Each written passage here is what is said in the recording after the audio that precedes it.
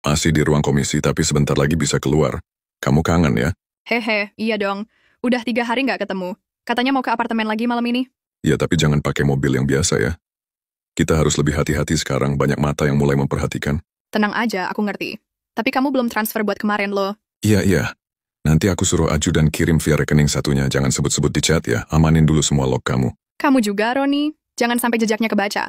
Apalagi posisimu sekarang lagi disorot. Apa jadinya kalau sesuatu yang kamu anggap biasa ternyata punya sisi gelap yang mengejutkan? Hari ini kita akan bahas topik yang jarang diangkat, tapi penting banget untuk diketahui. Nama saya Ratna, 33 tahun. Saya ojek online, sudah hampir 5 tahun. Jalanan ibu kota sudah seperti rumah kedua saya. Tapi hari itu, ibu kota berubah jadi neraka. Bukan macet yang biasa, bukan hujan yang nyusahin, tapi karena ribuan orang turun ke jalan. Hari itu tanggal 12 Agustus. Saya ingat betul, karena pas tanggal segitu biasanya saya setor tabungan mingguan buat anak saya yang masih kelas 3 SD. Tapi saya nggak sempat mampir ke bank. Jalanan udah penuh pendemo dari pagi. Isu di media sosial udah ramai sejak seminggu. Lalu, kenaikan tunjangan anggota DPR sampai 200%, padahal harga beras lagi gila-gilaan. Saya pikir, ya sudahlah, tetap kerja. Ada penumpang yang order dari daerah Kelapa Gading menuju Tanjung Priuk. Saya ambil. Saya nggak nyangka ternyata dia mau berhenti di salah satu rumah mewah. Kata dia sih, rumah saudaranya. Rumah besar, ada pagar tinggi dan mobil-mobil mewah parkir. Di luar, saya cuma nunggu di depan, kayak biasa. Tapi tiba-tiba, suara teriakan, suara kaca pecah. Orang-orang mulai lari, sebagian bawa batu, sebagian dorong pagar. Saya panik. Penumpang saya malah udah ngilang entah kemana. Saya bingung. Harus kabur kemana? Saya lari ke arah rumah sebelah, yang kelihatan lebih sepi. Ternyata pintunya nggak dikunci. Saya dorong pelan-pelan, masuk ke dalam. Napas saya ngos-ngosan, jantung kayak mau copot. Saya cari tempat ngumpet, lalu masuk ke ruangan yang terlihat seperti ruang kerja. Di situ, ada meja kayu besar dan rak buku tinggi. Ada parfum mahal dan satu tas Louis Vuitton warna krem di sofa kulit. Tasnya kebuka sedikit. Saya nggak punya niat macam-macam waktu itu. Tapi pas saya lagi cari botol minum di sekitar ruangan, karena haus banget dan kepala mulai pusing, saya nggak sengaja nyenggol tas itu. Jatuh, isinya berantakan. Dompet, lipstik, dan satu flash disk putih. Entah kenapa, saya ambil flash disk itu. Mungkin karena warnanya mencolok. Mungkin juga karena insting saya bilang itu bukan flash disk biasa. Nggak tahu juga, jujur aja, saat itu saya cuma merasa, ini kayak penting banget. Saya sempat lihat tulisan kecil di sisi flash disk itu. Nafa Setun 4. Hati saya langsung gak enak. Nama itu terdengar familiar. Seingat saya, Nafa itu nama seorang seleb yang pernah ramai, karena hubungan dekatnya dengan pejabat. Tiba-tiba saya dengar suara ribut dari luar. Masa mulai masuk ke rumah. Saya panik, langsung sambar flash disk itu, masukin ke saku jaket, lalu ngumpet di balik lemari. Beberapa orang masuk, teriak-teriak, ngacak-ngacak ruangan. Tapi mereka nggak lihat saya. Mungkin karena saya diam banget, nggak berani napas. Setelah semuanya tenang, saya keluar pelan-pelan lewat pintu belakang, terus lari sampai ke gang kecil tempat saya parkir motor. Saya pulang dalam kondisi gemetaran. Tangan saya dingin, perut mual. Tapi saya tahu satu hal. Apa yang saya temukan hari itu bisa mengubah hidup saya. Bukan karena saya mau jadi pahlawan. Bukan juga karena saya mau cari sensasi. Tapi karena saya sadar, ada yang busuk banget di sistem ini. Dan saya, seorang ojol wanita yang dianggap kecil, mungkin satu-satunya orang yang pegang kunci untuk membongkarnya. Saya nggak tahu rumah siapa itu. Tapi belakangan saya tahu, itu rumah tetangganya Sahroni, anggota DPR yang sering muncul di TV. Dan flash disk itu, isinya bukan cuma rahasia pribadi, tapi skandal yang sampai sekarang masih bikin saya nggak bisa tidur. Saya tahu saya bisa diburu ya. Saya tahu ini bisa bahaya, tapi cerita ini harus diceritakan. Dan saya akan mulai dari sini. Malam itu saya nggak bisa tidur. Flash disk putih itu masih saya simpan di dalam kantong jaket, kayak bawa bom waktu. Saya nggak tahu apa isinya, tapi rasa penasaran saya lebih besar dari rasa takut. Saya hidup sendirian di kos kecil di daerah Sunter. Anak saya tinggal sama ibu di kampung. Saya nggak punya siapa-siapa di Jakarta, kecuali motor butut saya dan akun ojol yang kadang nyala, kadang kena suspend. Malam itu saya duduk di lantai, buka laptop lama yang udah sering ngadat. Hati deg-degan. Saya colokin flash disk itu. Lampu kecilnya nyala warna biru. Folder pertamanya bernama Secure Restricted. Saya klik, tapi semuanya terkunci pakai password. Saya coba buka satu file PDF. Muncul kotak dialog minta kode akses. File-file lain juga sama. Terenkripsi. Ada ekstensi aneh yang saya belum pernah lihat. Saya udah mau cabut flash disknya, waktu saya lihat satu folder yang beda sendiri. Di luar semua folder terenkripsi. Namanya singkat, NAFA. Huruf kapital. Semua. Saya klik 2 kali. Isinya, ada 4 file video, 3 rekaman suara, dan 1 dokumen Word bernama log percakapan. Saya diam. Tangan saya gemetaran, tapi jari saya terus gerak. File pertama. Video berdurasi 1 menit 47 detik. Seorang perempuan, muda cantik, dengan rambut sebahu, sedang video call. Saya langsung kenal wajah itu. Nafa Yulanda, mantan artis sinetron yang belakangan ini sering muncul di akun Instagram sebagai staf khusus di salah satu komisi DPR. Dia sedang tersenyum ke kamera. I miss you too, sayang. Tapi kamu jangan terlalu banyak janji-janji manis. Ke media, nanti kelihatan, katanya. Lalu terdengar suara laki-laki di ujung sana, dari speaker HP. Suaranya berat, tenang, sedikit parau. Aku nggak janji ke media. Aku cuma janji ke kamu, Fa. Saya klik file video berikutnya. Lebih panjang. Kali ini mereka ngobrol soal rencana liburan ke Singapura, tapi diselipkan juga percakapan soal dokumen pelicin, lobi ketua komisi, dan draft revisi anggaran yang udah aman. Saya mundur pelan, mulut saya kering, lalu saya buka file Word, log percakapan. Isinya transkrip lengkap dari obrolan antara 2 orang. Satu dikodekan sebagai S, dan satu lagi N. Tapi nama asli beberapa kali tetap muncul. Ada bagian mereka bicara soal transfer dana ke rekening atas nama perusahaan fiktif. Ada juga paragraf di mana S menjanjikan proyek APBN kepada seseorang bernama Pak Fikri dengan imbal balik pengamanan suara partai. Saya bukan orang politik. Saya juga bukan hacker. Tapi saya cukup lama jadi orang kecil buat tahu. Yang kayak begini ini bukan cuma sekadar urusan selingkuh. Ini skandal. Ini kotor. Saya duduk mematung hampir 1 jam. Semua file sudah saya lihat. Semua video dan audio itu saya simpan salinannya ke folder lain. Karena saya tahu, kalau besok flash disk itu hilang atau rusak, saya tetap punya buktinya. Saya coba cari info soal S ini di internet. Saya telusuri nama-nama yang berkaitan dengan Nafa. Dan muncullah satu nama yang berulang-ulang disebut di komentar netizen dan forum gosip politik, Sahroni. Anggota DPR yang gayanya selalu glamor, mobil mewah, dan gaya hidup tinggi. Saya ingat namanya karena beberapa kali saya antar penumpang ke rumah-rumah di komplek yang katanya milik orang itu. Apa benar ini dia? Apa benar file ini berhubungan sama dia? Saya nggak tahu. Tapi satu hal pasti, flash disk ini bukan milik sembarangan orang, dan isinya bisa merusak karier seseorang. Atau lebih dari itu, bisa mengubah cara orang melihat sistem pemerintahan kita. Saya sempat berpikir untuk hapus semuanya. Saya bukan jurnalis. Saya bukan aktivis. Saya cuma tukang ojol yang kebetulan lagi sial. Atau beruntung. Tapi, kalau saya diam saja, berarti saya sama aja kayak mereka. Saya habiskan 2 malam berturut-turut duduk depan laptop, ngotak-ngatik isi flash disk putih itu. Tidur cuma 2 jam. Makan pun asal-asalan. Kepala saya berat, tapi rasa penasaran lebih berat lagi. Pertanyaan itu terus muter-muter di kepala saya. Ini ilegal nggak sih? Kalau saya buka, terus saya sebar, saya bisa ditangkap? Tapi di sisi lain ada bisikan lain juga. Gimana kalau ini justru kesempatan satu-satunya buat bongkar borok orang-orang yang selama ini nindas kita? Saya mulai kumpulkan file-file dari folder Nafa, salin ke folder baru di laptop. Saya beri nama Kunsado Bukti Mesra. Isinya video call dan rekaman suara mereka. Folder kedua, saya kasih nama No Dudo Project Kotor, isinya percakapan soal pengaturan tender, lobby-lobby internal DPR, sama dokumen PDF yang saya akhirnya bisa buka setelah pakai software konversi online. Saya nggak tahu ini cara yang benar atau enggak.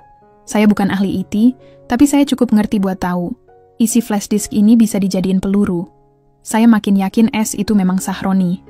Dari suara di rekaman, gaya bicara, logat, bahkan candaan-candaannya ke Nafa, mirip banget sama gaya Sahroni di acara talk show yang pernah viral beberapa waktu lalu. Saya bandingkan suaranya lewat video YouTube. Cocok. Dan Nafa, semakin saya cari, semakin aneh. Di internet, dia bersih banget. Nggak ada kasus, nggak ada gosip, tapi saya temukan satu dokumen internal yang menyebut dia sebagai penjembatan informal lintas fraksi. Apapun itu artinya. Kayaknya semacam broker politik. Saya mulai simpan semua hasil penelusuran itu dalam satu folder besar yang saya beri nama Proyek Bau. Tapi, di tengah kesibukan saya, ada hal aneh yang saya nggak sadari, sampai semuanya udah kejadian. Waktu saya buka laptop pagi itu, lampu webcam saya nyala sendiri. Padahal saya nggak buka aplikasi apa-apa. Saya pikir itu error biasa. Tapi pas saya coba matikan, nggak bisa. Lalu muncul notifikasi kecil di pojok kanan bawah. Remote Session Active. Saya langsung panik. Saya buka Task Manager. Ada aplikasi asing jalan diam-diam di background. Namanya SVC 32 Hidden Exe. Saya nggak pernah install itu. Saya coba cabut kabel Wi-Fi, tapi udah terlambat. Di layar saya muncul pop-up hitam, tulisan putih. Apa yang kamu pegang, bukan milikmu. Saya teriak, saya cabut laptop. Hati saya langsung dingin. Jantung deg-degan gak karuan. Tangan saya gemetaran. Saya sadar, ada orang yang lagi ngawasin saya. Ada orang yang tahu saya buka flash disk itu. Mereka bukan orang biasa. Orang kayak saya mana mungkin bisa dipantau sampai ke dalam laptop? Berarti ini orang dalam. Orang yang punya akses. Orang yang tahu teknologi dan punya kekuasaan. Saya langsung ambil hard disk eksternal, pindahin semua data ke sana. Flash disk putih itu saya bungkus plastik, dan saya simpan di balik tumpukan baju dalam kardus bekas. Laptop saya matikan, lalu saya ambil motor dan pergi ke warnet buat backup data ke cloud pakai akun baru yang saya buat di situ juga. Saya nggak tahu siapa mereka, tapi mereka tahu saya. Malam itu, saya tidur sambil peluk hard disk di bawah bantal. Setiap suara motor yang lewat bikin saya kaget. Setiap notifikasi HP bikin saya takut. Rasa aman saya hilang. Semua berubah sejak saya buka flash disk itu. Saya cuma ojol, bukan penjahat. Tapi sekarang saya tahu terlalu banyak. Setelah malam itu, saya nggak pernah tidur nyenyak lagi. Awalnya cuma perasaan. Tapi lama-lama jadi nyata. Ada motor yang mondar-mandir di depan kos saya, padahal gang saya itu sempit dan bukan jalan tembus. Kos-kosan isinya cuma 8 kamar. Saya udah hafal siapa aja yang biasa lewat, tapi motor matic hitam tanpa plat nomor itu beda. Kadang lewat pelan-pelan, kadang berhenti di ujung gang, pura-pura ngotak-ngatik HP.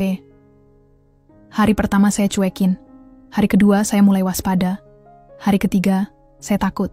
Saya jadi paranoid. Kalau lagi narik penumpang, saya sering nengok spion belakang. Kalau makan di warteg, saya duduk dekat pintu. Kalau masuk kos, saya selalu lihat dulu ke ujung jalan.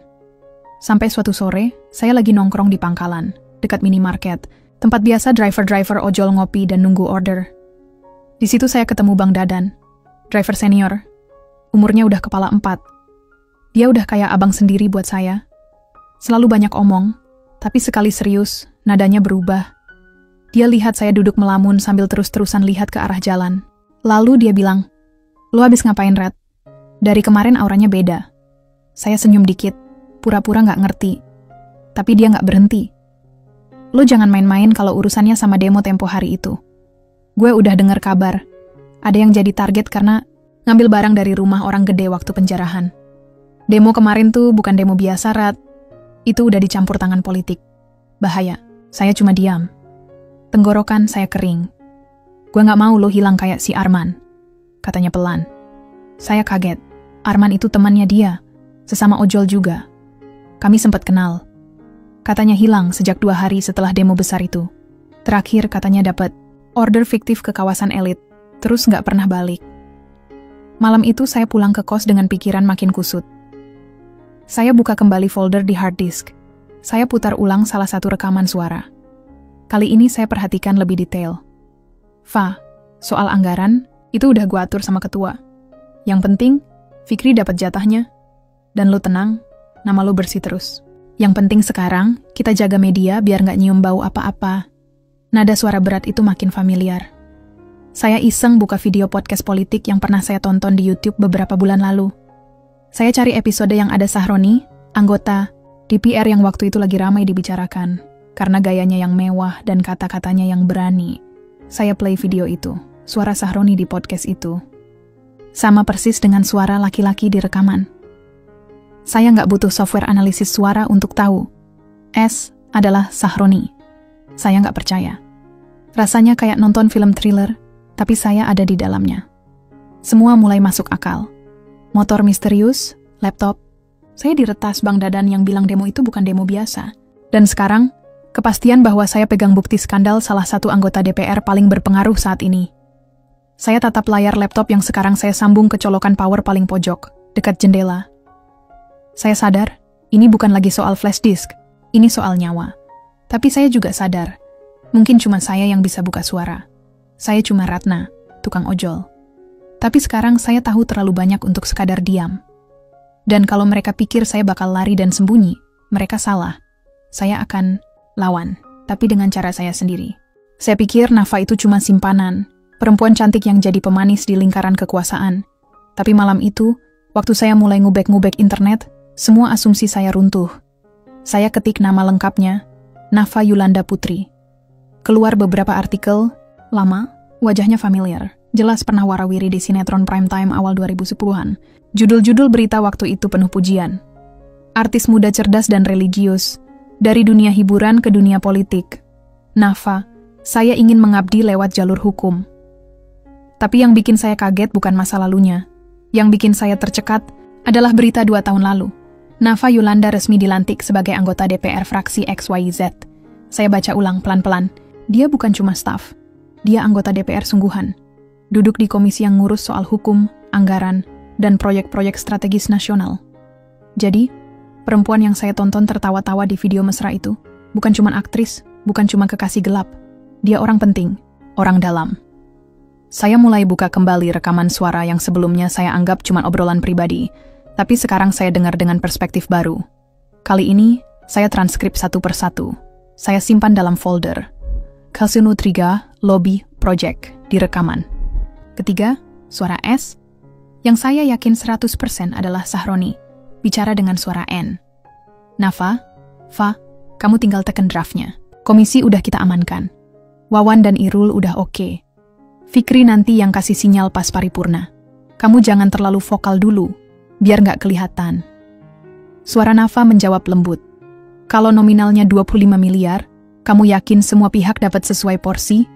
Sahroni, tertawa kecil, tenang, yang penting aliran pertama cair dulu. Sisanya bisa diatur sambil jalan, yang penting kamu tetap di radar publik sebagai si bersih.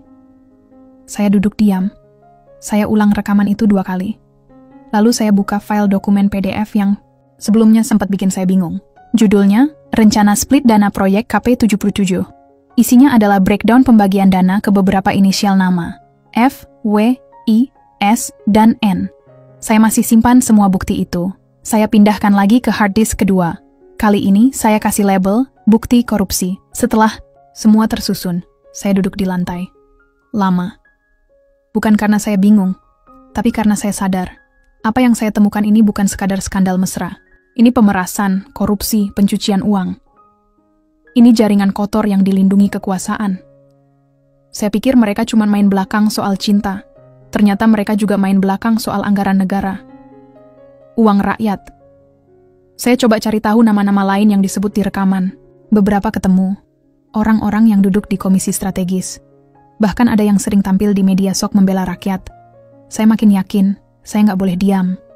Tapi saya juga tahu, saya sekarang bukan cuma nyimpen flash disk.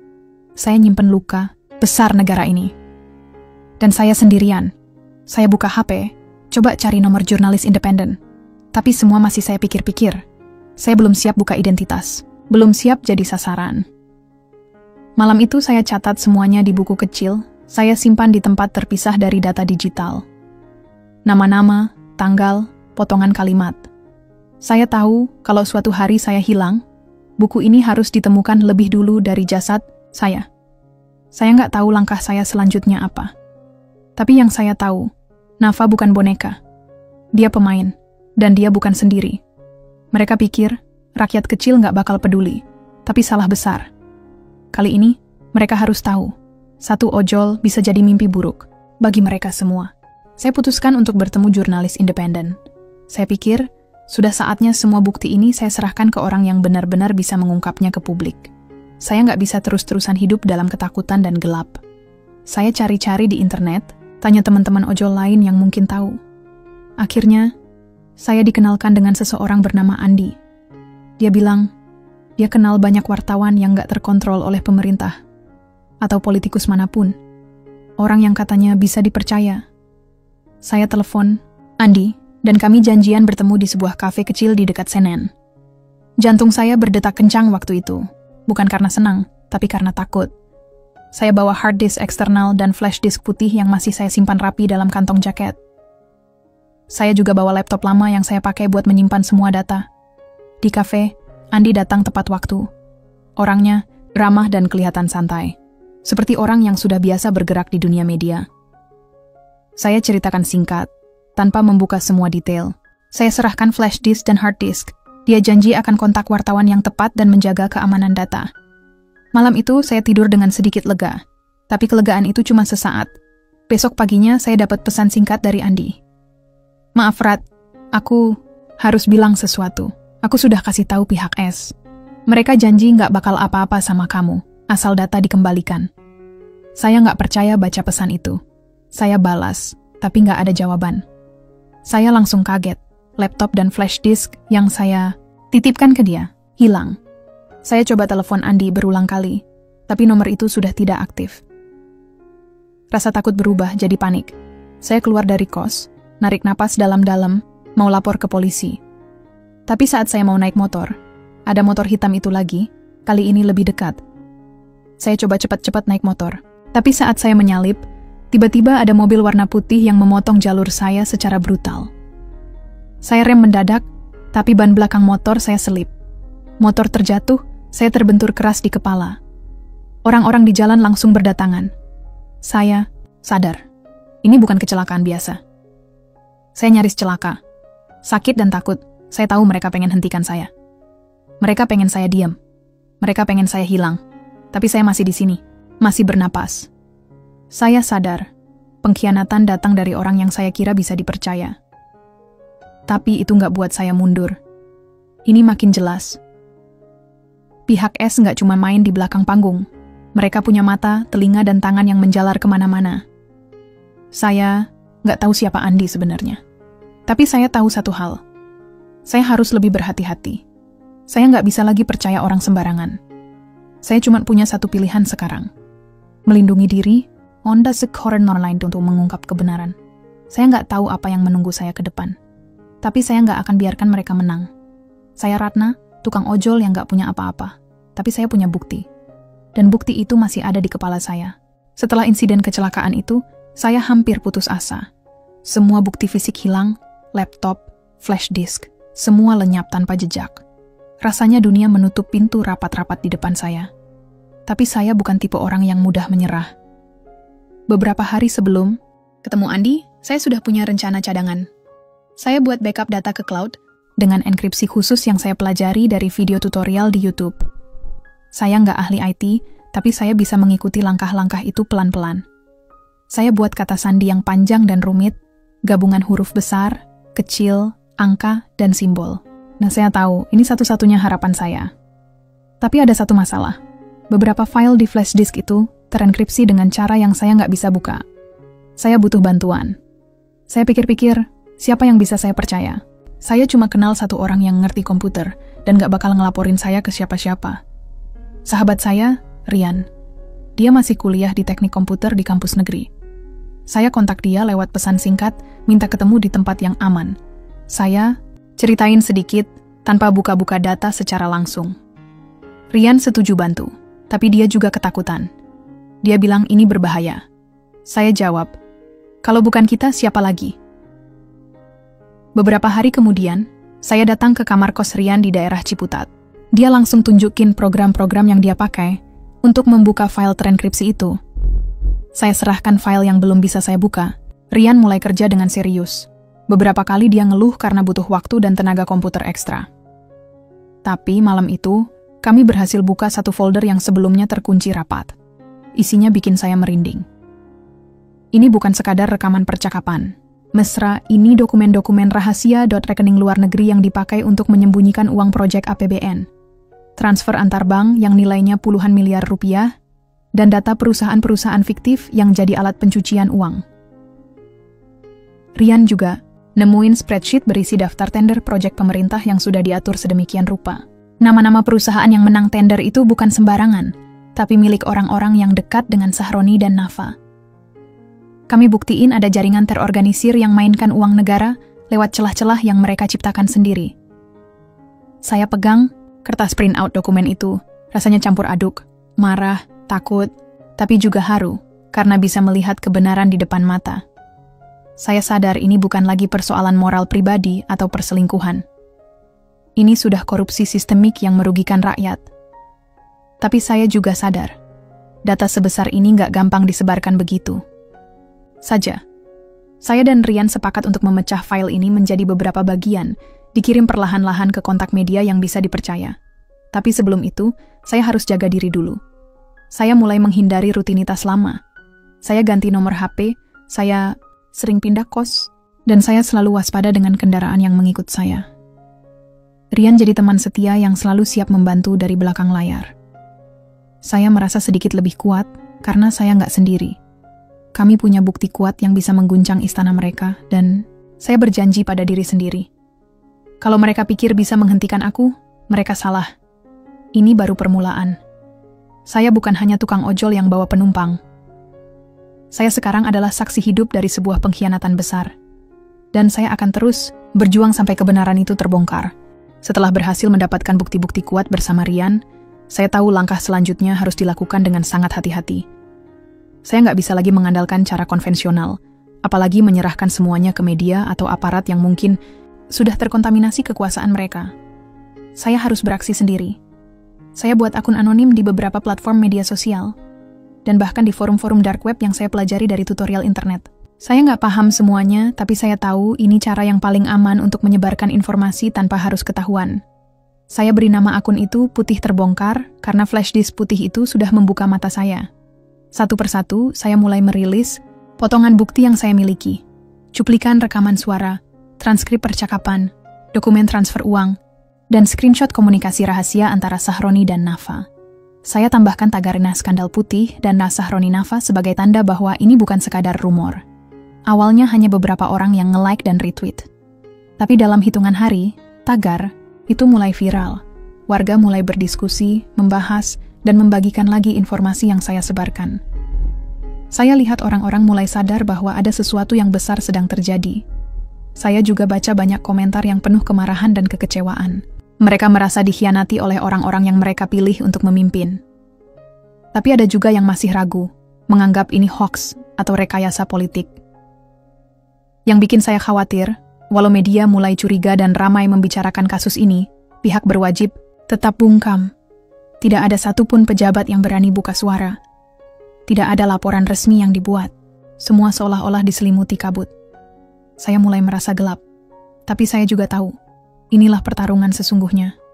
Saya nggak pernah pikir bakal jadi gini. Saya, Ratna, seorang ojol biasa, sekarang jadi pemberani di tengah badai kebohongan. Kadang saya teringat saat pertama kali menemukan flash disk itu, saat saya ragu-ragu buka file di dalamnya. Tapi sekarang, saya nggak mau mundur. Saya harus terus maju, meski jalan penuh bahaya. Saya harus pastikan rakyat tahu siapa sebenarnya yang bermain kotor di balik layar.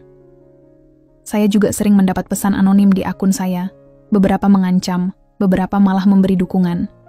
Malam-malam saya jadi gelisah, sering mengecek pintu dan jendela kosan. Saya tahu, mereka pasti pantau saya. Tapi saya tetap bertahan. Saya ingat kata Bang Dadan, demo ini bukan cuma soal uang, Rat. Ini soal nyawa dan harga diri. Saya merasakan itu sekarang. Ini bukan cuma tentang flash disk. Ini tentang keadilan. Tentang suara rakyat yang selama ini dibungkam. Saya berharap, dengan setiap unggahan yang saya buat, satu persatu tabir kebohongan itu terangkat. Saya tahu, saya nggak sendirian. Ada banyak orang yang mulai membuka mata. Dan saya percaya, kebenaran punya kekuatan sendiri. Meskipun mereka berusaha bungkam dan menekan, saya akan terus melawan. Karena saya tahu, jika saya berhenti, maka semua pengorbanan ini sia-sia. Saya Ratna. Saya bukan cuma tukang ojol. Saya pembawa perubahan yang tak terlihat. Dan saya akan memastikan skandal ini terbongkar sampai ke akar-akarnya. Semakin lama, saya merasa tekanan semakin berat. Pihak S jelas panik. Mereka mulai memburu siapa di balik bocornya skandal itu. Saya tahu, saya sudah masuk dalam radar mereka. Suatu malam yang gelap, Saat saya sedang kembali ke kos setelah mengantar penumpang terakhir, tiba-tiba ada dua pria yang menyergap saya di gang sepi. Mereka cepat, kasar, dan saya cuma bisa berusaha bertahan sebisa mungkin. Saya diculik. Mereka membawa saya ke sebuah tempat tersembunyi. Ruangan gelap, tertutup rapat, penuh dengan suara gemuruh mesin pendingin dan deru kipas. Saya tahu ini bukan tempat umum. Saya coba tenang, tapi jantung saya berdetak kencang. Saya bingung, apa yang akan mereka lakukan pada saya? Apakah saya akan hilang seperti banyak orang yang berani melawan selama ini? Tapi entah bagaimana, dalam keadaan itu, saya bertemu seseorang yang berbeda. Salah satu dari mereka, seorang pria muda, terlihat tidak nyaman dengan apa yang terjadi. Matanya berkaca-kaca saat saya bercerita. Ia bilang, ia tidak ingin bagian dari kejahatan ini. Saya merasakan secercah harapan. Lambat laun, dia membantu saya. Malam itu, dia berhasil membuka pintu dan membebaskan saya dari tempat itu. Saya lari sekuat tenaga, menembus kegelapan malam, berlari, itu hingga ke jalan besar. Saya tak peduli lagi seberapa jauh, yang penting saya bebas. Setelah kejadian itu, saya tahu saya harus bertindak cepat. Saya tidak bisa diam menunggu mereka mengejar saya lagi. Saya hubungi tim kanal YouTube investigatif yang pernah saya kenal lewat Rian. Mereka berani dan berkomitmen pada kebenaran. Kami atur siaran live dengan segala keamanan yang ketat. Wajah saya harus disamarkan dengan filter digital. Suara saya direndahkan agar tak dikenali. Lokasi juga disembunyikan. Di depan kamera, dengan hati yang berdebar, saya bongkar semuanya. Saya ceritakan mulai dari awal. Bagaimana saya menemukan flash disk, isi skandal, pengkhianatan, hingga penculikan. Saya tunjukkan beberapa bukti tanpa menyebut nama lengkap atau lokasi, tapi jelas dan cukup membuat geger. Saya tahu risiko yang saya ambil, tapi saya tidak peduli. Yang saya inginkan hanya, 1, kebenaran terungkap. Namun setelah siaran itu yang membuat saya kecewa adalah, pihak berwajib masih bungkam. Tidak ada satupun pejabat yang berani bertindak. Seolah-olah kasus ini adalah rahasia negara yang harus dijaga dengan senyap. Saya merasa seperti melawan angin. Tapi saya ingat kembali alasan saya berjuang. Saya ingat wajah-wajah rakyat yang selama ini dibohongi. Saya ingat janji saya pada diri sendiri. Saya tetap akan melawan. Saya tetap akan berbicara. Karena jika saya berhenti sekarang, itu berarti saya kalah. Dan saya tidak akan kalah. Saya Ratna, tukang ojol yang menemukan keberanian dalam kegelapan. Saya akan terus berjuang sampai semua yang terlibat dalam skandal ini diadili. Dan sampai keadilan benar-benar ditegakkan. Setelah segala yang saya lalui, ada kabar yang akhirnya membuat sedikit lega di hati saya. Sahroni, sang S yang selama ini jadi pusat skandal, mengumumkan pengunduran dirinya dari kursi DPR. Itu seperti kemenangan kecil yang saya nanti-nantikan. Sementara itu, Nafa, wanita yang namanya tercatat dalam flash disk putih itu, menghilang total dari muka publik, seolah menelan diri ke dalam bayang-bayang. Tapi saya tahu, kemenangan itu hanya separuh jalan. Skandal ini jauh lebih besar daripada 2 nama yang terseret ke permukaan. Saya sudah lihat dokumen dan data yang saya pegang dengan tangan saya sendiri. Ada nama-nama besar lain yang belum disentuh, mungkin karena mereka punya kekuatan lebih besar, jaringan yang lebih luas, dan kemampuan menyembunyikan jejak yang rapi. Saya sendiri masih harus hidup dalam bayang-bayang. Persembunyian bukan pilihan, tapi keharusan. Saya harus menjaga diri dari ancaman yang selalu mengintai. Namun, anehnya, saya merasa tak lagi sendiri. Kini, saya dianggap sebagai whistleblower paling berani di negeri ini. Orang yang berani berbicara tanpa takut. Suara saya, suara seorang ojol yang selama ini tak pernah didengar, kini menggema. Untuk itu, saya buat sebuah blog anonim bernama Suara Ojol. Blog ini adalah tempat saya berbagi cerita, mengungkap fakta, dan membocorkan ketidakadilan dari balik helm hijau saya. Dari sini, saya bisa tetap terhubung dengan masyarakat, dengan mereka yang haus akan kebenaran. Lewat tulisan saya cerita soal korupsi yang merajalela, soal sistem yang membungkam rakyat kecil, dan juga tentang perjuangan saya sendiri. Saya ingin menginspirasi orang lain untuk berani bersuara, walau hanya sekuat suara tukang ojol seperti saya. Blog ini juga jadi semacam pelarian, tempat saya mengeluarkan segala kegelisahan dan harapan. Meski saya tak bisa tampil di depan umum, suara saya tetap hidup di dunia maya. Saya tahu, perjuangan ini belum selesai. Banyak yang harus dibongkar, banyak yang harus diperjuangkan. Tapi saya percaya, Setiap kebenaran yang saya bagikan akan menambah kekuatan bagi mereka yang juga ingin perubahan. Saya Ratna, bukan sekadar tukang ojek online biasa. Saya adalah suara dari jalanan, suara yang tak pernah diam. Dan selama saya masih bisa menulis, saya akan terus membongkar kebusukan di balik layar. Karena kebenaran adalah hak semua orang, dan saya akan memastikan suara itu tetap terdengar dari balik helm hijau saya.